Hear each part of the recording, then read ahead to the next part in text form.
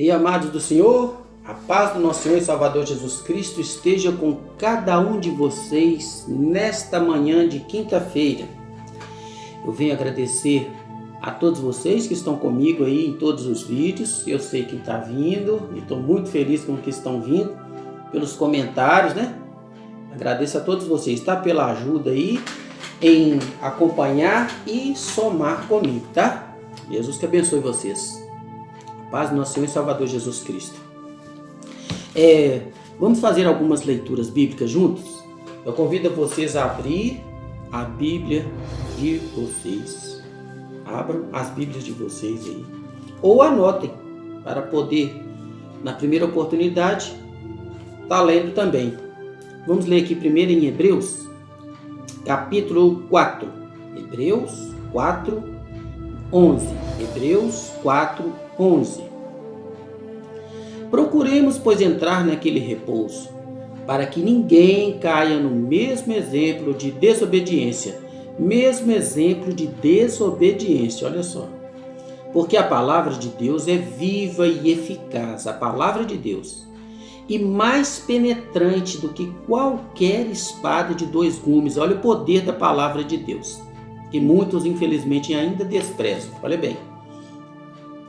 Ela é muito mais eficaz e mais penetrante do que qualquer espada de dois gumes, e penetra até a divisão da alma e do espírito, e das juntas e medulas, e é apta para discernir os pensamentos e intenções do coração. Onde ninguém chega, a palavra chega. A palavra tem poder, a palavra transforma, a palavra penetra, a palavra salva. E não há criatura alguma encoberta diante deles. Antes, todas as coisas estão nuas, indefesas, visíveis e patentes aos olhos daquele com quem temos de tratar um dia. Pois nós vamos tratar. Aí não é aquele negócio, eu não vou, eu estou livre, morreu, acabou, como diz os gregos. Comamos e bebamos, pois amanhã morreremos. Não é verdade. Nós vamos prestar contas ao Senhor de todas as nossas obras, boas e más. E aquele que for achado, né? Seu nome não foi escrito no livro da vida, será lançado no tormento eterno. Nós sabemos disso, né? Está escrito. Mas aquele que tiver o seu nome ali, esse está salvo. Glórias a Deus, louvado seja Deus. E tudo isso vem através da palavra de Deus. Então nós vamos tratar com Deus. E o espírito e a alma estão juntos, olha só. A espada de dois gumes, essa aqui que é mais eficaz que a espada de dois gumes, ela consegue atingir a divisa do espírito e da alma. Quer dizer, é tão difícil você ver a divisão, a separação entre alma e espírito. Estão juntas que estão. Estou ventando muito aqui. Somente a palavra pode chegar nas divisas do espírito e da alma. Tessalonicenses 5:23, vamos lá? Tessalonicenses 5, Tessalonicenses 5, 5:23, vamos lá? Tessalonicenses 5:23. Vamos lá. Não desprezeis as profecias. As profecias, quais profecias? Que você chega aí a profetizar na sua vida, só coisas óbvias, você vai fazer isso, vai acontecer aquilo, você vai perder um parente, esse ano vai morrer um ator da Globo, esse ano vai morrer um jogador, um político famoso, isso aí é profecia? Nós sabemos que vai morrer porque estão milhares de jogadores, milhares de atores. Fala o nome da pessoa, o ator tal vai morrer dia tal, data tal, por causa disso e disso, porque é desobediente a Deus. Você não vê ninguém falar isso, sabe por quê? Porque não é profeta. É pessoas que falam a esmo, falam de balde, ou seja, falam inutilmente, palavras que Deus não o mandou profetizar. Então eu sempre nos vídeos eu estou falando, cuidado com aqueles que ficam por aí profetizando. Se quer falar de profecia, Fale da palavra de Deus. Se Deus usar alguém para profetizar, você pode ter certeza, você vai saber. Mas você não pode acreditar em todo ventinho que vem por aí. Ventos de falsas doutrinas, né? Olha só, não desprezeis as profecias aqui da palavra de Deus. Não desprezeis as profecias. Examinai tudo. Retende o bem. Reter, prender aquilo que é bom. Abstende-vos, ou seja, evitar essas coisas, não fazer parte dessas coisas. E fugir de toda a aparência do mal. E o mesmo Deus de paz vos santifique em tudo, e todo o vosso espírito e alma e corpo sejam plenamente conservados, irrepreensíveis, para a vinda do nosso Senhor Jesus Cristo. Nosso Senhor Jesus Cristo está voltando, isto é fato. Só que nós temos que preparar o nosso corpo, alma e espírito, para quando Ele vier, Ele não nos pegar de surpresa. Porque Ele virá como? Como um ladrão na noite. Ele virá como? Ele virá de surpresa. Ele virá como? E virá de uma forma que nós não esperamos. Eu estou aqui agora. Eu posso dizer que Jesus vai vir aqui agora. Vai chegar agora em glória. Ele vai vir assim. Todo olho verá. Mas acontece que a gente sempre espera que Jesus vai vir amanhã. Então amanhã é dia da gente melhorar, quando eu estiver mais velho, quando eu já tiver aproveitado a vida, quando eu já tiver casado, estudado, formado, curtido a vida. Pois eu digo para você, a hora é agora. E não duvide de maneira alguma, nenhum de vocês. Porque Jesus está vindo para hoje. Então nós temos que andar com as nossas lamparinas abastecidas de azeite, porque o Senhor está chegando. Olha só. Para a vinda do nosso Senhor Jesus Cristo, nos manter irrepreensíveis. E outra coisa, olha só, corpo, alma e espírito. Você não é só um corpo. Ele não pode fazer o que quer porque morreu esse corpo aqui, a carne acabou. Não, nós não somos só corpo. Nós somos corpo, alma e espírito. E esse espírito, ele pode ter companhia boa. Sabe qual? O Espírito Santo de Deus, aquele que vem até nós e nos convence do pecado. Aí, o que acontece? Então tem mais, né? Nós podemos ter mais espíritos. Assim como, infelizmente, até na Bíblia nós podemos constatar em várias passagens, né? Tanto com os apóstolos, como Paulo, como com Jesus Cristo, pessoas possessas de espíritos, legiões de espíritos malignos e imundos. Quando Jesus Cristo veio, eles clamaram: Filho de Deus, eu sei bem quem tu és, por que nos incomodas? Cale-te e saia. Qual o seu nome? Meu nome é Legião, porque nós somos muitos. Então são muitos espíritos por aí, meus irmãos. E nós devemos buscar o melhor e único caminho, que é as coisas do céu, as coisas boas, e fugirmos das coisas ruins. Por quê? Os espíritos malignos estão aí, esperando uma brechinha para agir. Eles não vão entrar e vão agir em qualquer coisa, em qualquer pessoa, em qualquer momento. Tem que ter brecha. Cuidado com as brechas. Cuidado com as oportunidades. Cuidado com as más palavras, as más ações, más atitudes que propiciam um ambiente para que os espíritos imundos tomem posse das vidas. Quantas pessoas saem por aí matando, assassinando, estuprando, fazendo mil e umas coisas. A gente fica, como teve coragem? Muitas vezes é espírito maligno. Quantas pessoas nas passagens bíblicas que tinham problemas mentais, e quando vai ver o problema mental, era o quê? Espírito maligno. Como o homem lá do cemitério. Comia cadáver, andava por cima dos túmulos, dormia lá, e lá era a morada dele. Loucura total, né? Quem via fala: não, sai de perto que é louco. Ainda agressivo e forte, né? O que acontece? Era espírito imundo. Quando Jesus o libertou, verdadeiramente ele foi liberto. É assim que Jesus faz a obra por completo.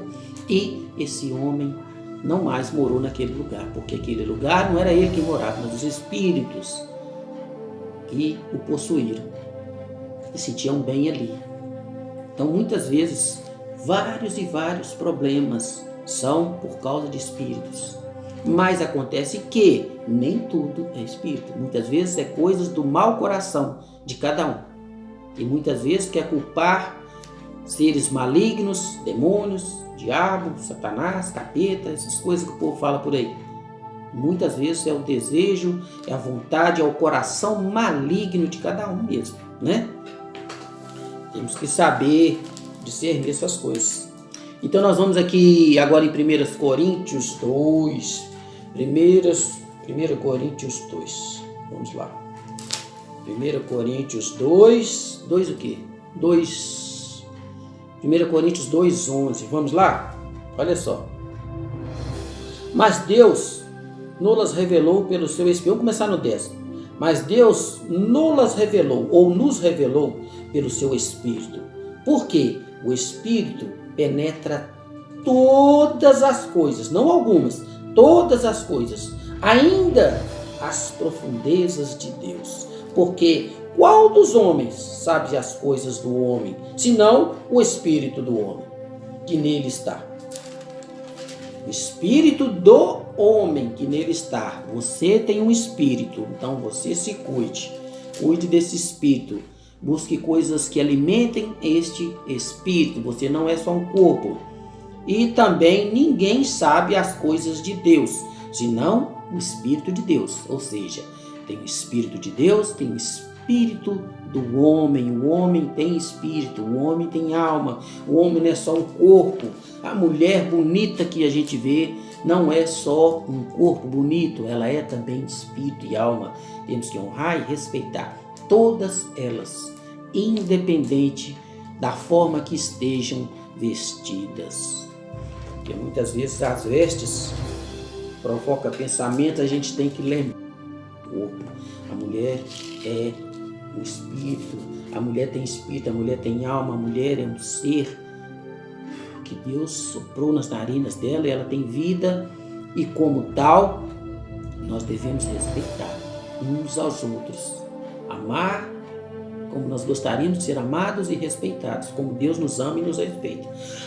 Porque tudo que fizermos a alguém, perdoa pelo tosse, a Deus nós o fazemos, sejam coisas boas e coisas más. Tudo quanto fizestes a estes pequeninos, a mim o fizestes, disse Jesus Cristo. Romanos 8,15. Vamos de Romanos 8,15 junto comigo? Romanos 8,15. Vamos lá, Romanos 8,15. Romanos 8,15. Marcadinho aqui para não perder.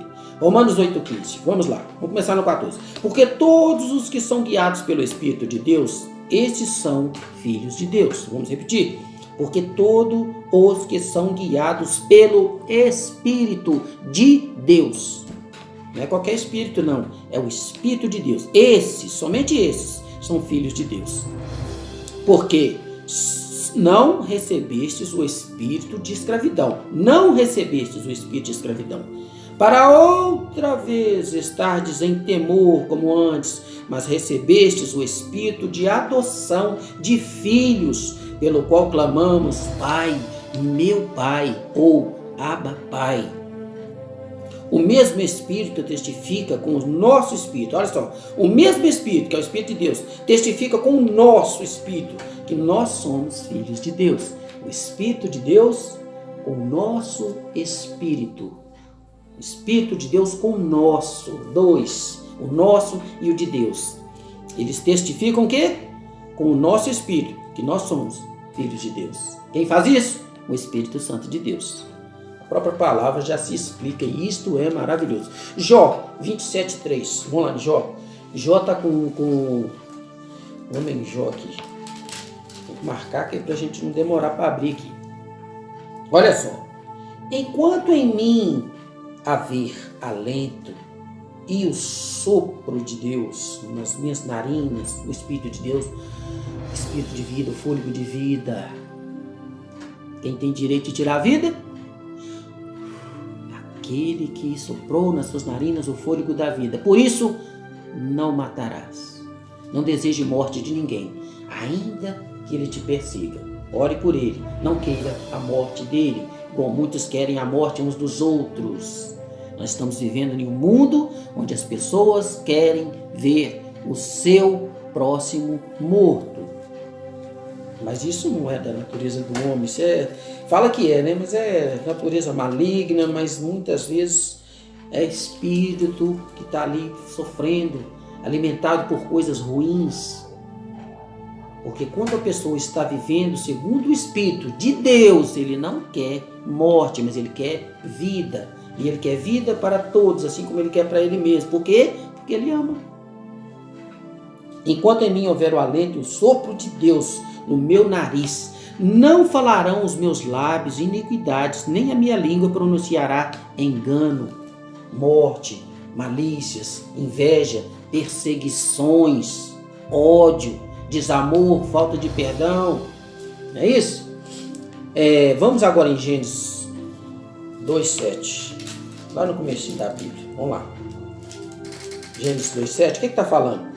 E formou o Senhor Deus o homem do pó da terra e assoprou em seus narizes o fôlego da vida. E o homem foi feito então alma vivente.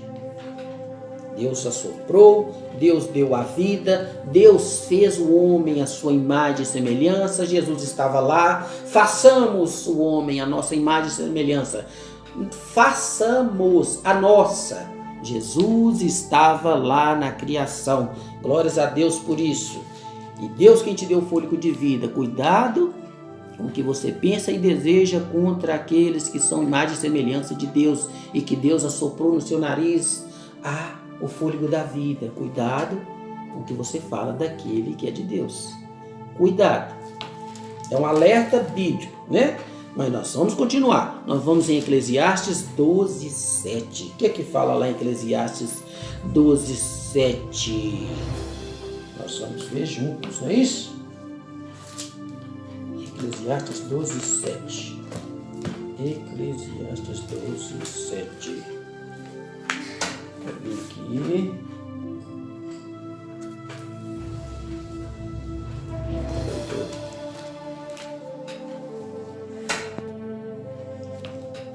Olhe bem, sobre o Espírito que Deus assopra nas suas narinas, como nós vimos em Gênesis, como nós vimos em Jó. Vamos lá, olha só o que fala em Eclesiastes 12:7. E o pó volte à terra, nossa carne humana, que é pó, voltará ao pó. Isso aí é certo. E o pó volte à terra, como era. E o Espírito, olha o detalhe, e o Espírito. E o Espírito, vamos ver o que fala? E o pó volte à terra, como era antes. E o Espírito volte a Deus. Ele veio de Deus, então ele volta para onde? Volta a Deus, que o deu. Está em Eclesiastes 12:7. Pode tirar sua dúvida. Foi Deus quem deu o Espírito da vida. Quando Deus tira, não é o homem, ele volta para a terra e se torna pó novamente, mas o Espírito não. Deus deu, volta para Deus, é emprestado, tá? Volta para Deus, olha lá. Foi Deus quem deu. O Espírito volta para Deus porque é de Deus, foi Deus quem deu. Então tudo isso que a gente vive achando que é de mais importante do que o espírito e a alma, procurando riquezas terrenas, que são, sabe o que elas são? Riquezas terrenas são necessárias, para isso a gente trabalha, para a gente ter uma vida melhor, poder ajudar as pessoas de melhor forma, embora muitos que tenham não ajude, até quem tem pouco às vezes são os que mais ajudam, né? Então olha aqui, vamos lá. No 8 está escrito assim, Eclesiastes 12:8. Vaidade, de vaidade, diz o pregador, tudo aqui nessa terra é vaidade. Então, Salomão também já falou. Tudo que ele teve, todas as maravilhas que Salomão teve em matéria de satisfação humana, inteligência, mulheres, riqueza, comida da melhor qualidade, vida boa, folga e tranquilidade e paz. Tudo é vaidade. O que importa realmente é o Espírito, o que importa é Deus, o que importa é aquilo que é superior. Qual a sua maior riqueza? a sua salvação mediante a fé que vem pela palavra, que leva a Cristo, que leva a Deus. Isto é ser rico de verdade pela graça de Deus. A maior riqueza que o homem deve ansiar. Aí fala, então não vou fazer nada, não vou estudar, não vou fazer nada, porque o que importa é a riqueza do céu. Não, aí chama-se preguiça, chama-se comodismo. Nós temos que trabalhar sem atropelar as coisas de Deus, as coisas espirituais, e assim nós progredirmos nessa terra, lembrando sempre que nós somos pó e ao pó voltaremos.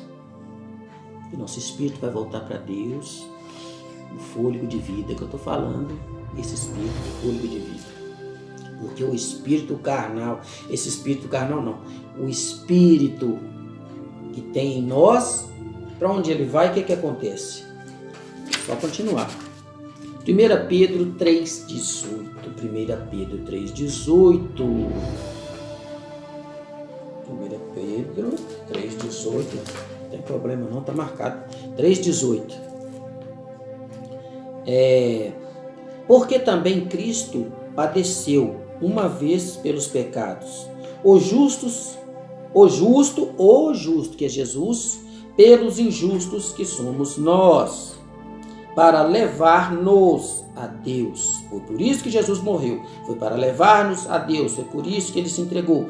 Foi por isso que ele foi enviado por Deus. Foi por isso que ele se fez sacrifício e maldição por nós na cruz, para que nós fôssemos salvos pela fé em Jesus Cristo, o único mediador entre Deus e os homens. Pelos justos e injustos. Olha lá. Vamos lá também.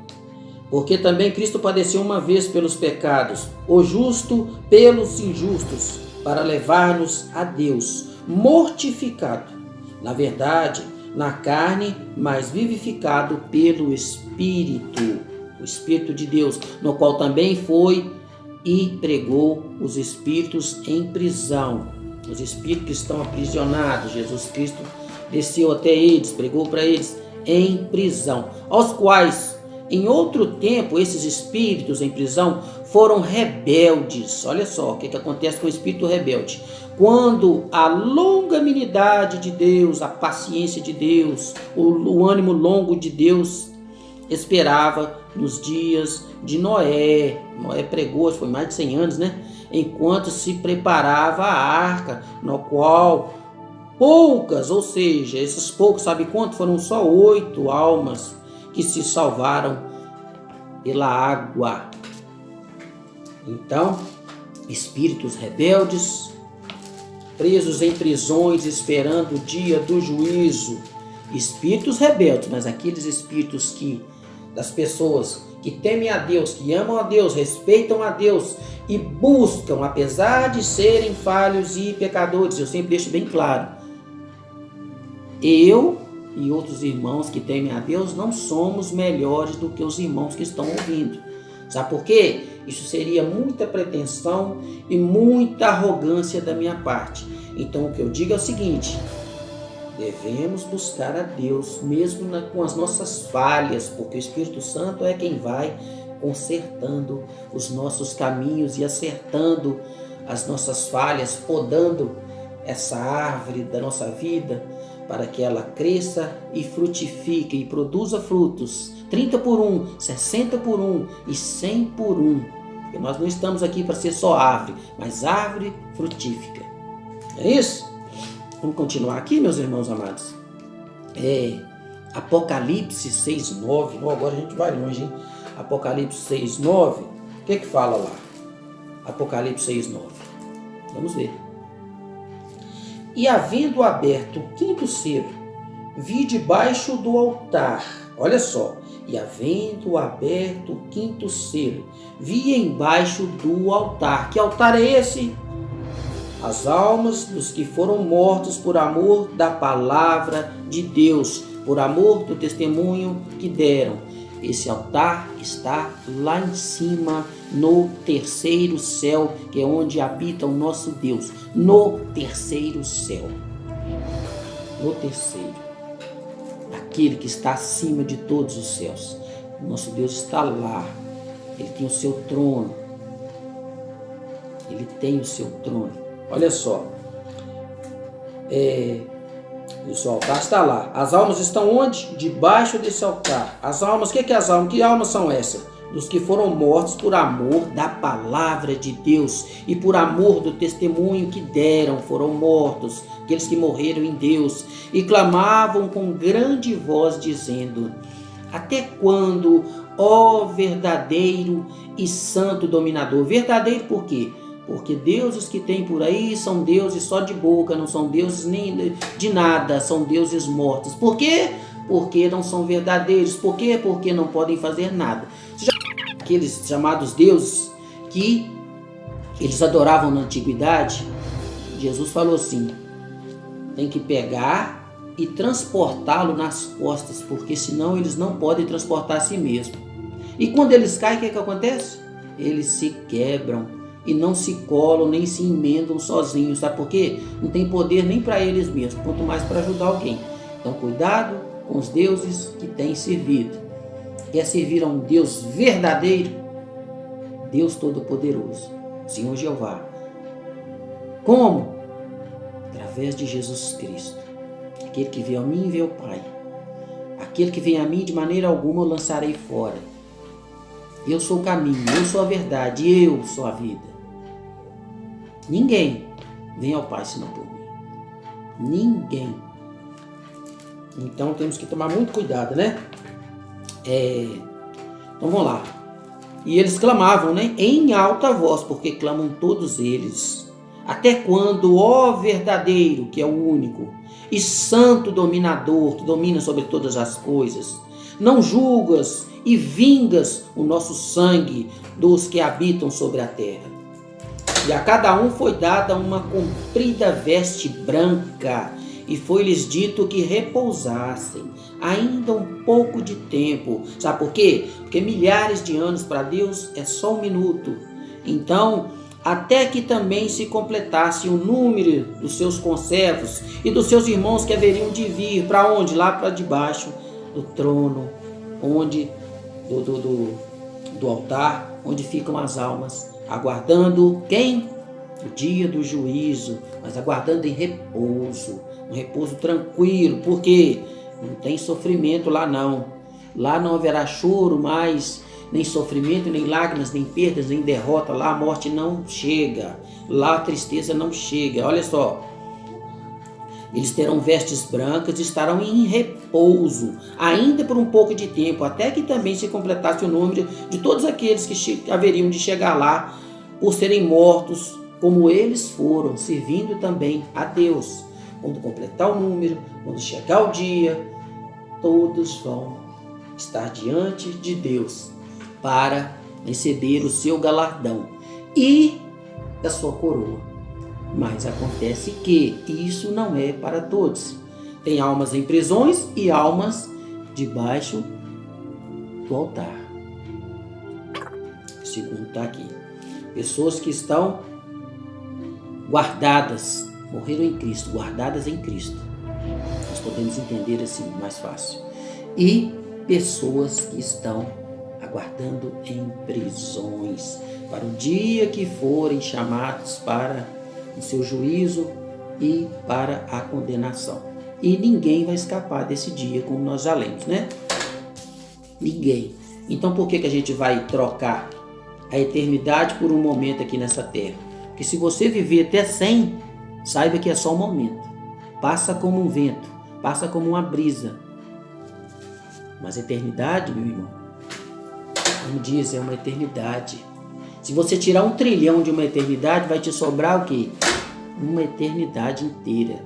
Portanto, você não deve trocar 80 anos, uma eternidade por 80 anos, 60, 70, 80 se for muito saudável, né? Mas vamos pôr aí 100, 105, igual tem em alguns casos, a gente fica impressionado de ver, né? Aquilo é só um sopro, passa rápido. Vamos agora concluir ali em Hebreus. Hebreus 12, 23. Hebreus 12, 23. Vamos sim. Hebreus 12, 23. Vamos lá. Hebreus 12, 23 está escrito o seguinte: mas chegastes ao monte Sião e à cidade do Deus vivo, a Jerusalém celestial, terceiro céu, e ao muitos milhares de anjos, a universal assembleia e a igreja dos primogênitos que estão inscritos nos céus, ou seja, no livro da vida, e a Deus, o juiz de todos, e aos espíritos dos justos, justificados por quem? Através de quem um injusto como eu pode ser justificado e ser chamado de justo, porque foi justificado. Quem foi justificado por Cristo, justo é. Pois nenhuma condenação há para os que estão em Cristo Jesus. Porque agora vivem segundo o Espírito e não mais segundo a carne. Se é que o Espírito habita em nós, né? E nem todos que falam que estão cheios do Espírito de Deus, que estão salvos, que são justificados, verdadeiramente o são. Muitos falam isso só para tomar seu dinheiro. Muitos falam isso só por conveniência. Muitos falam isso, mas odeiam as pessoas que estão do seu lado. Muitos falam isso e são perseguidores. Muitos falam isso e estão às portas do inferno pelo seu comportamento maligno, invejoso, pelo seu comportamento perseguidor, perseguindo aquele que é o seu irmão, ou deveria ser, né? Então vamos lá.